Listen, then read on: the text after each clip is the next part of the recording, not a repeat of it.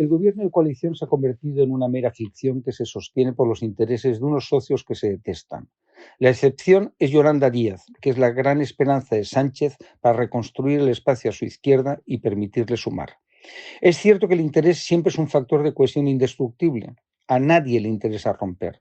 No tengo la más mínima duda de que el presidente del gobierno volvería a pactar con Iglesias, pero la irrupción de la vicepresidenta le permite confiar que Podemos desaparezca y Sumar pueda recoger su herencia.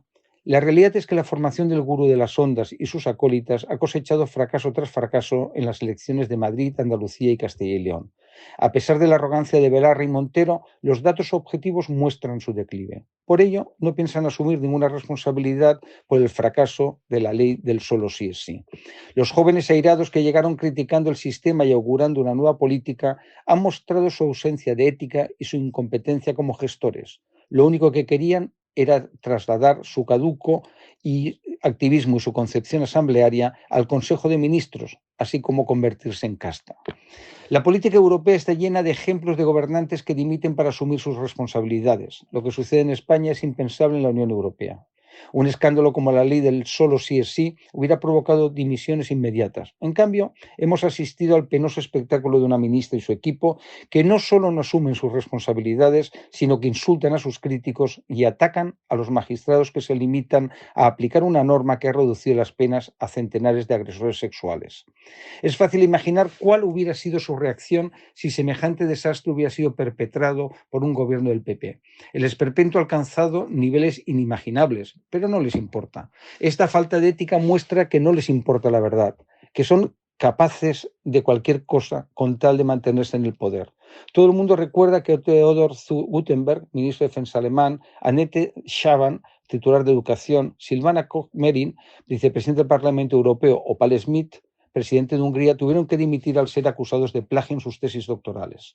En España somos más laxos en estas cuestiones. Chris Huhne, ministro británico de Energía, renunció por haber mentido sobre una multa de tráfico por velocidad. El ministro de Exteriores canadiense, Maxime Bernier, dimitió tras haberse dejado documentos clasificados del gobierno en un lugar poco seguro.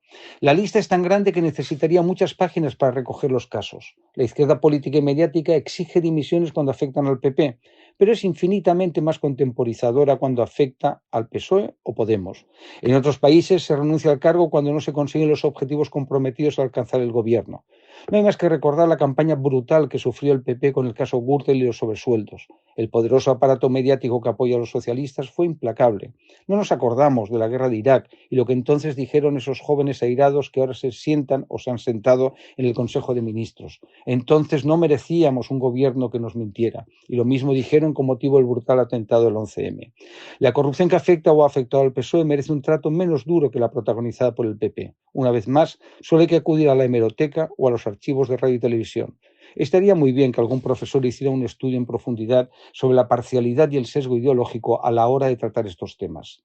Otra muestra de ello es la sentencia que justificó la moción de censura contra Rajoy. Era un tema sabido y se había pedido perdón. Se había comparecido en varias ocasiones, pero no importaba, porque el objetivo prioritario era conseguir que socialistas y comunistas alcanzaran el poder. Lo consiguieron. En Europa se dimite por unas vacaciones inoportunas, incumplir un compromiso electoral, errores ministeriales, plagios en tesis doctorales, contratos que causan pérdidas innecesarias al Estado, nepotismo, mala praxis. Me llama la atención de que nadie dimita por el escándalo de una ley chapucera, equivocarse en cargar unos trenes que no pasan por los túneles o hacer lo contrario que se dijo en campaña electoral. El mensaje que se lanza a la sociedad provoca un total descrédito de los políticos. Los programas y compromisos electorales no sirven para nada, son basura. La palabra no existe porque el fin justifica los medios que se utilizan. Un buen político tiene que ser una persona desaprensiva y amoral. Me pregunto quién puede sentir respeto por ministras o secretarias de Estado que se aferran al cargo porque no quieren abandonar el despacho oficial y perder un sueldo que nunca ganarían en sus profesiones. Es cierto que la política española tiene un punto irracional como el fútbol, donde solo importan los colores. Es falso que lo importante sea participar.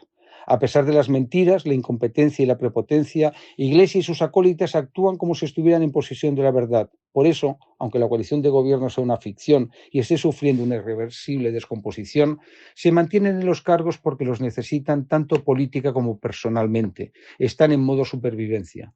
Es necesaria una catarsis que permita recuperar la ética y la honradez. un país que se equipare a las prácticas habituales de nuestros socios de la Unión Europea y no una ciénaga y hedionda que nos ha traído la nueva política de los radicales y los populistas.